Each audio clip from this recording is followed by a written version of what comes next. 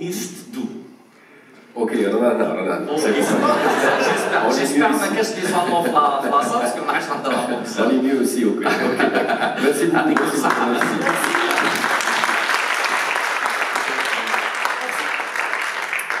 Donc, on continue avec nos présentateurs, présentatrices de cette matinée, avec madame, j'espère que je ne me trompe pas, Sarah Dahmani. Elle est originaire d'Algérie. Elle a quitté son pays natal il y a près de 25 ans pour s'installer au Québec. D'abord entrepreneur, elle a œuvré dans le milieu des affaires de Rosemont, la petite patrie, où elle a dirigé une entreprise d'économie sociale du secteur. Donc son talk s'intitule « Immigrer, un tremplin vers de nouvelles opportunités ». On invite Sarah Dahmani.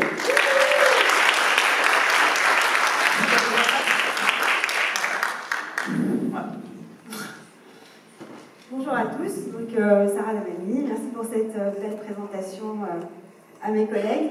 Je dois vous dire que honnêtement ça me rassure d'être passée après Ismaël parce que oui, j'ai vachement peur, mais je me dis que maintenant c'est une opportunité d'avoir peur, donc ça me rassure. Voilà, je suis chargée de projet au développement économique chez PME Montréal. PME Montréal qui est un organisme à but non lucratif qui gère un fonds capitalisé par la ville de Montréal pour soutenir les entrepreneurs et soutenir les initiatives entrepreneuriales à Montréal. En gros, on s'en fiche. Tout ça pour dire que mon travail au quotidien, c'est de soutenir les entrepreneurs et que j'ai un travail exceptionnel. Pour commencer la présentation, j'ai envie de vous dire merci. Je sais que normalement c'est une slide de fin, c'est comme ça qu'on finit une présentation, moi c'est comme ça que je la commence. J'ai envie de vous dire merci à chacun de vous ce matin, parce que quand le Centre culturel algérien m'a contacté pour la présentation d'aujourd'hui, mon premier réflexe a été de me dire génial. Je vais leur parler d'entrepreneuriat, on va parler de développement durable, on va parler d'initiatives locales, on va parler de développement personnel, de retombées, d'impact, on va imaginer plein de projets, je vais les outiller, on va s'éclater toute la journée. Et là j'ai réalisé que non, c'était pas de ça que j'allais parler. Et en fait je vous dis merci aujourd'hui parce que c'est la première fois où je me suis posé la question en tant qu'immigrante, comment est-ce que je me positionne dans la société aujourd'hui et comment est-ce que j'interagis avec ma société. Honnêtement, c'est un exercice qui est assez difficile parce que je me suis toujours considérée comme québécoise, d'origine algérienne, et j'avais peur de m'adresser à ma communauté, à des Algériens comme moi aujourd'hui. Je sortais de ma zone de confort parce que c'était la première fois. Et pour la petite histoire, je me suis replongée en 93. La petite histoire de Sarah, c'est... Je suis arrivée ici il y a 24 ans. Mes parents ont eu la charmante idée de quitter Alger, donc une capitale africaine, pour s'installer à Saint-Guillaume, un petit village perdu au fin fond du Québec. Ne cherchez même pas à trouver Saint-Guillaume sur une carte du Québec, on ne retrouve pas Saint-Guillaume. Et on se dit, pourquoi? Pourquoi est-ce qu'ils nous ont fait ça? Pourquoi est-ce qu'ils nous ont fait souffrir comme ça? Et je me suis dit, je vais m'adresser à des personnes qui sont arrivées, des jeunes adultes, et moi je vais leur parler avec un œil d'une personne qui est arrivée à l'âge de 11 ans et qui n'est peut-être pas en phase avec les mêmes réalités que vous. Ceci dit,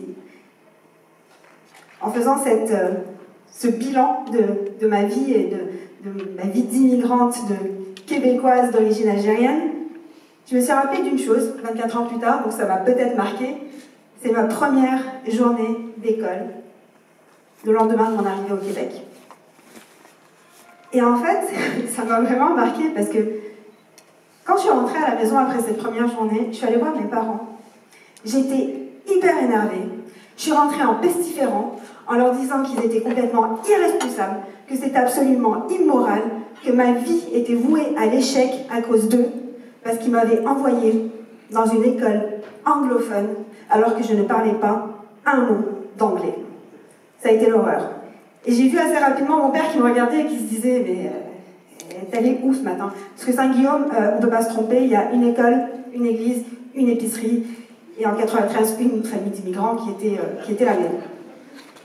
Et donc mon père, il a décidé de m'accompagner le lendemain matin à l'école pour se dire « mais qu'est-ce qui se passe? Je vais parler à la prof. » Et assez rapidement, il a réalisé que ma prof était parfaitement francophone et qu'elle avait un très très fort accent québécois que je ne connaissais absolument pas. Et en fait, même si j'avais 11 ans, j'ai réalisé que c'était mon premier clash culturel où j'ai réalisé que, ah ok, elle parle en français. J'étais une excellente élève en Algérie, sans vouloir me vanter, et je voulais absolument rester première de classe. Donc je me suis dit, ok, elle me parle en français, je veux exceller et garder des excellentes notes, il va falloir que je redouble d'efforts par rapport à mes camarades pour maintenir le niveau et pour réussir. Et en fait, c'est la première fois où je me suis dit, ok, oui, j'ai eu un parcours d'immigrant même à 11 ans et c'était quand même assez compliqué. Et aujourd'hui, le message que j'aimerais vous laisser, c'est de vous dire que tout est possible. Absolument tout est possible. À partir du moment où on le veut, on le peut. Mais en tant que nouvel arrivant, et je ne tombe absolument pas dans le cliché, parfois il faut faire 2 fois plus pour arriver au même résultat. Mais l'avantage, c'est que ce qui rassemble les personnes qui quittent leur pays, qui quittent leur famille, qui quittent leur carrière, qui quittent leurs amis, leur maison, ce qui rassemble toutes ces personnes-là, c'est cette niaque. Parce que d'avoir le courage de tout quitter pour tout recommencer, c'est une force qui est incroyable et qui est propre à toutes les personnes qui s'installent dans un nouveau pays. Et ça, c'est assez exceptionnel et je tiens à vous dire que même si c'est 2 fois plus difficile, on a tous ce qu'il faut pour réussir. Et on a la chance, en tant qu'étranger, d'avoir accès à des outils qui sont disponibles pour tout le monde, mais aussi d'avoir des outils qui sont spécialisés. Parce que, je tiens à faire un petit rappel, l'objectif de ma présentation aujourd'hui, c'était quand même s'outiller pour mieux s'adapter. Et j'ai décidé de changer ça complètement hier. Ceci dit, ça me fera plaisir de vous donner les outils en question. Mais je trouvais important de vous partager en fait cette petite tranche de vie et de vous parler vraiment avec mon cœur, parce que c'est la première fois que je m'adresse à vous, et vraiment de vous laisser sur un message positif. Parce qu'après la petite histoire de Sarah qui débarque à 11 ans à Saint-Guillaume et qui mange du fromage à poutine pour la première fois, mes parents ont décidé de quitter ce petit village après 1 an et demi en voyant notre souffrance à moi et mes 2 autres sœurs pour s'installer dans une grande ville qui est Victoriaville. Je ne sais pas si vous connaissez. C'est juste un peu plus grand que Saint-Guillaume et ce n'est pas un village mais une ville, donc assez exceptionnelle. Mais on n'est pas resté longtemps, on est arrivé il y a 20 ans à Montréal et j'étais au cégep et c'est ce que je disais à ma collègue Ryan tout à l'heure quand on parlait du syndrome. Culturellement, on reste toujours les mêmes. Je veux dire, nos parents ont toujours les mêmes réflexes. Ça peut faire 20 ans, 25 ans qu'on est là, on a toujours tous le même réflexe. Et en parlant avec Ryan tout à l'heure, je me suis rappelé que quand je suis rentrée au cégep, mon avant-dernière journée du secondaire, mes collègues sont venus me voir pour me dire « Alors, t'as fait quel choix pour le cégep ?»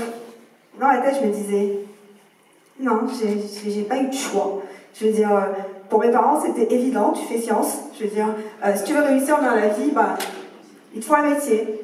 Tu dois faire médecine, tu dois être avocat, tu dois être banquier. T'as pas le choix. Donc, j'ai fait ce cursus-là qui était assez traditionnel, qui était un peu prédestiné. Je voulais faire médecine, c'était le rêve de ma vie, pédopsychiatre pour être plus précise. Et non, j'ai quand même fait mon cursus scientifique.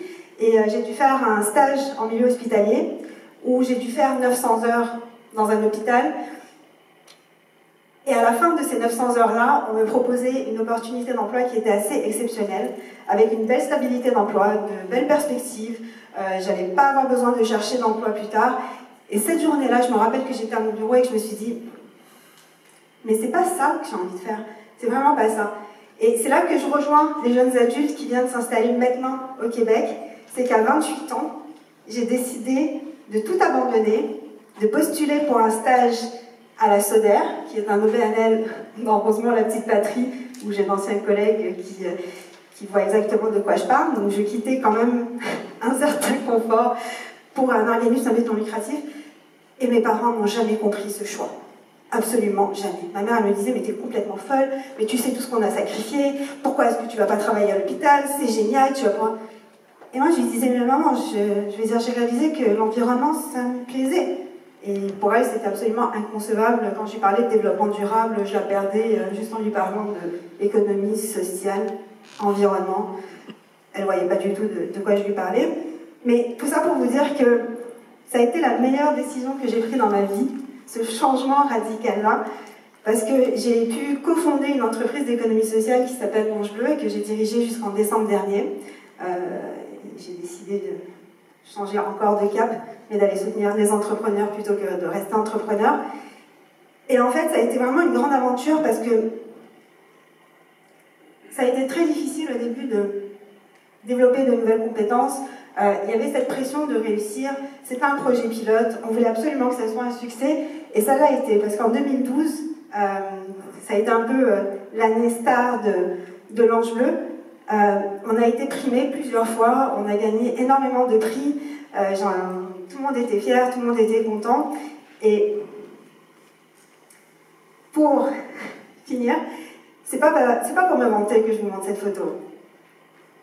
Cette photo, en fait, depuis 2010, quand j'ai commencé à l'Ange Bleu, je disais à mon conseil d'administration, ce que je veux, c'est les phénix de l'environnement.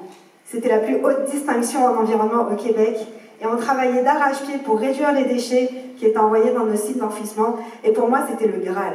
C'était l'objectif ultime, c'était de gagner les phénix de l'environnement.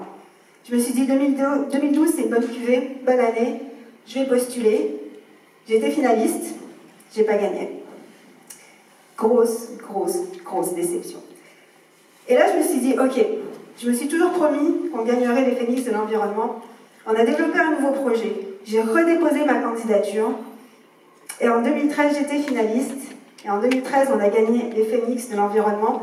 Et encore une fois, c'est pas pour me vanter, c'est la plus haute distinction en environnement au Québec. Et en fait, c'était la dernière édition des phénix de l'environnement. J'étais super fière. Je reviens de Québec, c'était à l'Assemblée nationale, et je me dis, mes parents vont être tellement contents. Et donc je montre cette photo à ma mère et je lui dis, hé maman, regarde, c'est ta fille à l'Assemblée nationale, j'ai gagné les phénix de l'environnement. Et ma mère qui me fait, oh, ma fille, mais t'es toute froissée. Et là je me dis, vraiment, j'ai fait tout ça, oui, j'ai fait Montréal-Québec, c'est normal que j'ai été froissée, mais est-ce que t'as vu que j'ai aussi un phénix de l'environnement? Et en fait, je me suis dit, ouais, on est comme ça fait partie de notre culture. C'est sûr que d'être allé à l'Assemblée nationale avec une chemise froissée, c'était peut-être pas une excellente idée quand on prenait une photo, mais j'ai quand même gagné les phénix de l'environnement. Elle pourrait... Bon, après, elle m'a quand même félicité, et puis ma mère est quand même exceptionnelle, mais ça fait quand même... Ça fait quand même partie de nous. Genre, avant de faire le « Ah ouais, génial, t'as gagné les phénix, mais t'aurais pu repasser ta chemise. » Non, c'était tout de suite, fallait repasser ta chemise. Et le lendemain, je suis retournée au travail et j'ai discuté avec une personne que j'aimais beaucoup. Et je lui ai montré la même photo et j'ai dit hey, « Colin, t'imagines, ça fait 2 ans qu'on veut ce prix-là. Et on l'a eu. On l'a eu, je suis super chanceuse, mais t'imagines à quel point je suis chanceuse. 2012, on a gagné tous les prix. Et là, 2013, je gagne les phénix de l'environnement. J'ai tellement de chance dans la vie. Merci, mon Dieu. » Et là, perspective d'un Québécois. Il me dit « Mais félicitations. » Il n'a pas remarqué la chemise, lui. Et il me dit « Mais, et cette phrase-là, c'est resté mon leitmotiv. Ça fait 4 ans qu'on me l'a dite. » Il m'a dit « Sarah, la chance n'existe pas. La chance, c'est de savoir saisir des opportunités quand elles se présentent. » Et j'ai tout compris. Et je me suis toujours dit, Ndelo, là, je suis chanceuse, c'est pas forcément... Eh ben non, en fait, c'était vraiment ça. C'était une succession d'opportunités qu'on a réussi, parce que je parle au jeu, mais c'est toute une équipe qui était avec moi. C'est une succession d'opportunités qu'on a été en mesure de saisir. Et c'est vraiment le message que j'ai envie de vous laisser aujourd'hui, c'est que tout est opportunité. Encore une fois, même si j'ai dit au départ qu'on devait travailler 2 fois plus, je répète, il y a quand même cette niaque qui nous habite, cette force de pouvoir tout recommencer. Et je ne veux encore une fois pas tomber dans le cliché de on va tous réussir, ça va être génial, mais honnêtement, c'est possible. Si on le veut vraiment, on le peut. Voilà. Merci.